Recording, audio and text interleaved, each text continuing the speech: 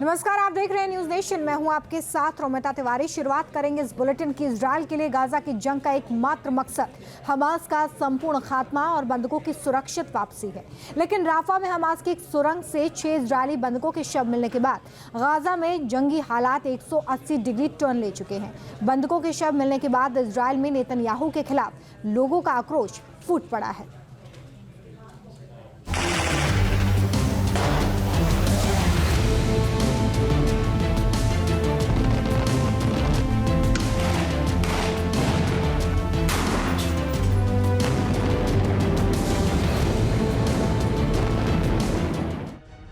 7 अक्टूबर 2023 को हमास के इजराइल पर ऑपरेशन अल अक्सा लॉन्च करने के बाद इजराइल ने गाजा में जवाबी कार्रवाई शुरू की।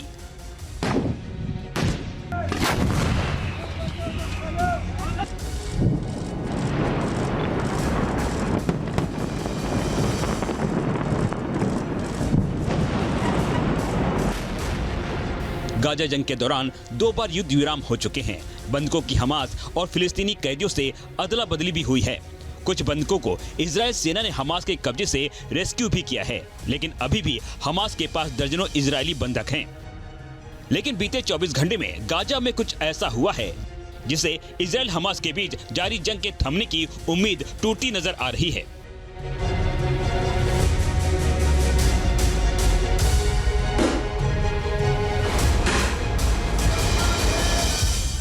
हमास का संपूर्ण खात्मे का संकल्प ले चुकी इजरायली सेना का एक्शन गाजा में लगातार जारी है।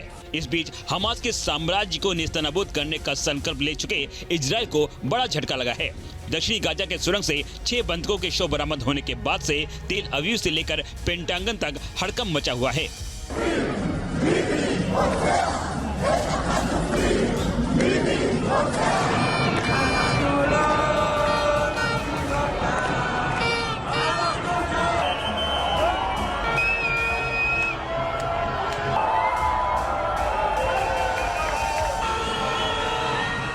हमास की आतंकी सुरंग में 6 बंधकों के शव मिलने के बाद से जहां तेल अवीव में इजरायली प्रधानमंत्री बेंजामिन नेतन्याहू के खिलाफ लोग सड़क पर उतर आए हैं, वहीं अमेरिका हमास के इस जघन्य अपराध पर भड़का हुआ है।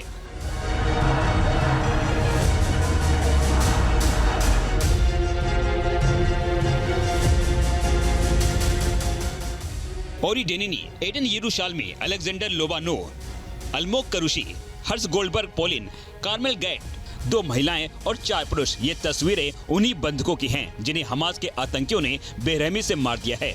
मारे गए बंधकों में इजरायली अमेरिकी युवक हर्ष गोल्डबर्ग पोलिन का भी नाम शामिल है। इसके साथ ही 23 वर्ष के गोल्डबर्ग पोलिन की रिहाई सुनिश्चित करने के लिए उसके माता पिता के चलाए जा रहे अभियान का भी अंत हो गया।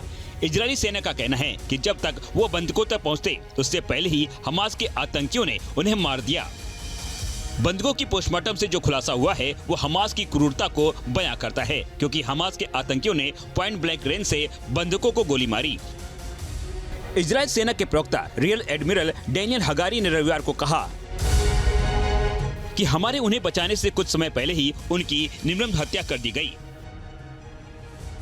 पिछले हफ्ते काहिरा में हुए बंधकों की रिहाई के लिए वार्ता नाकाम हो गई थी। उसके बाद से ही इजरायल गाजा में अपनी कार्रवाई तेज किए हुए है।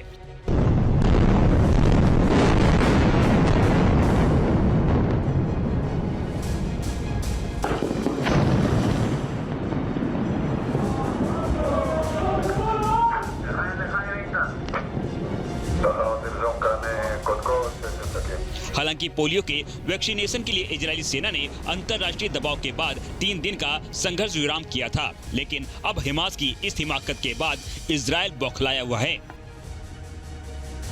अभी कुछ ही समय पहले इजराइल ने अपने एक युद्धबंदी को हमास के चंगुल से छुड़ाया था।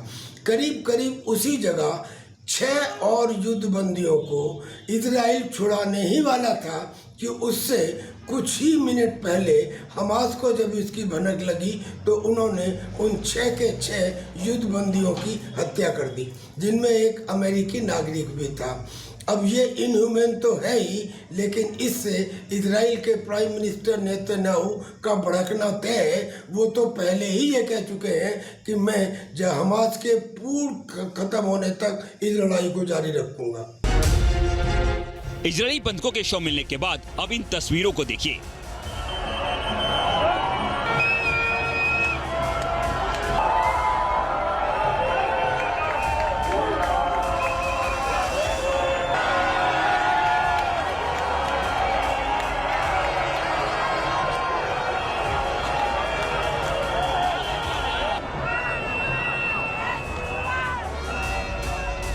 बंधकों की शव मिलने के बाद रविवार को इजरायली सड़कों पर उतर आए। इजरायल की जनता ने नेतन्याहू सरकार के खिलाफ मोर्चा खोल दिया है। ये तस्वीरें इजरायल के लोगों की गुस्से की हैं।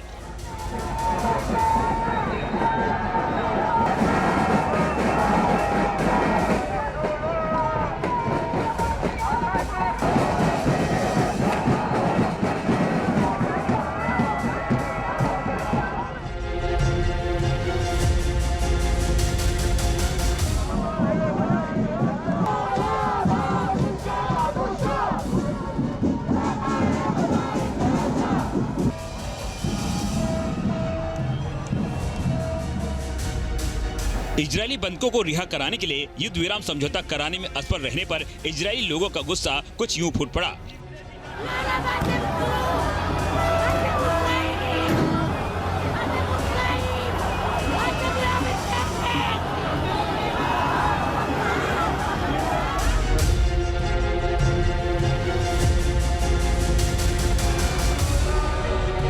तेल अवीव में अकेले 3 लाख लोग जुटे, जबकि 2 लाख से ज्यादा लोगों ने देश भर में विरोध प्रदर्शनों में हिस्सा लिया। लोगों की मांग थी कि पीएम बेंजामिन नेतन्याहू हमास के कब्जे में शेष 101 बंधकों की रिहाई सुनिश्चित करें।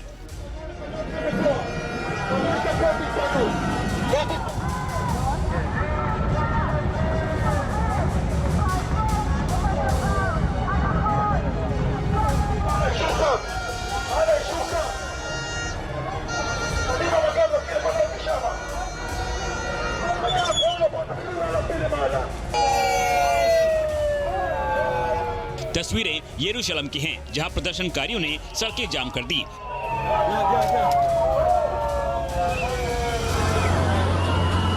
और पीएम आवास के बाहर प्रदर्शन किया। वीडियो फुटेज में देखा जा सकता है कि तेल अवीव का मुख्य राजमार्ग मारे गए बंधकों की तस्वीरों वाले झंडे लिए प्रदर्शनकारियों से भरा हुआ है।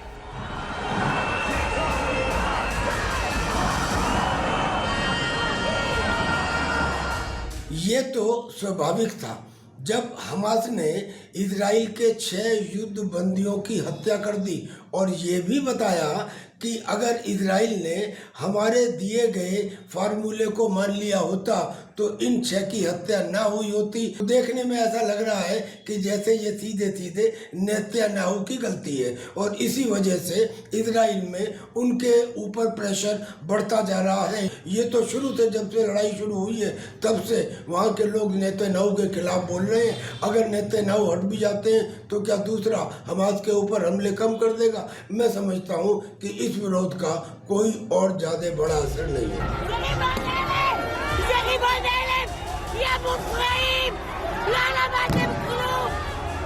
हालांकि नेतन्याहू सरकार के खिलाफ आवाज बुलंद कर रहे इन प्रदर्शनकारियों को तितर बितर करने के लिए पुलिस ने स्टन ग्रेनेड, फोम और बम का इस्तेमाल किया।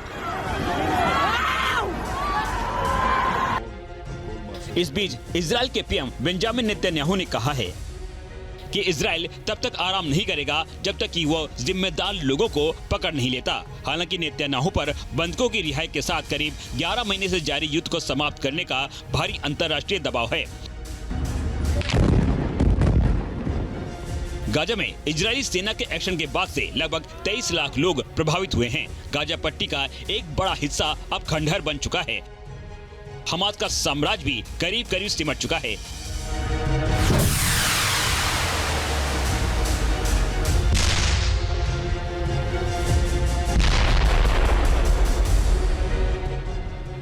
लेकिन हमास के आतंकियों की इस बर्बरता ने एक बार फिर गाजा जंग की आग को भड़का दिया है, जिसका नतीजा अब कुछ भी हो सकता है।